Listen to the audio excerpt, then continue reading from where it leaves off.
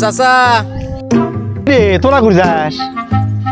ও চাচা করছি যে কালকে তো মহাস্থানে বৈশাখ মাসের শেষ বৈশাখী মেলা, তো চলো না সিদ্ধি খাই আসি। সিদ্ধি? আরে চাচা সিদ্দিক লয়, সিদ্ধি সিদ্ধি সিদ্ধি মানে বোঝো না? আরে ওই সিদ্ধি মানে যে গাঁজা গাঁজা। আস্তাক ফিরুল্লাহ নাউজুবিল্লাহ মিন জালিক।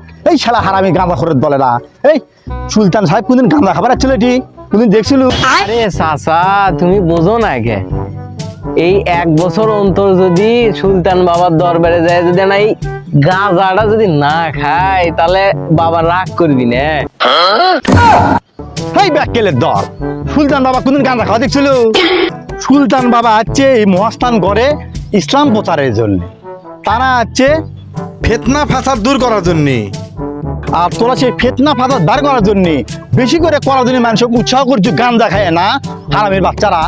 সুলতান বাবাদের নামাজ পড়েছিল, সেই নামাজের নিদর্শন হিসেবে মসজিদের মধ্যে কিন্তু তার নামাজ পড়ার জায়গা মহাস্থান মাজার মসজিদে এখনো 100 হাত জায়গা এখনো আছে।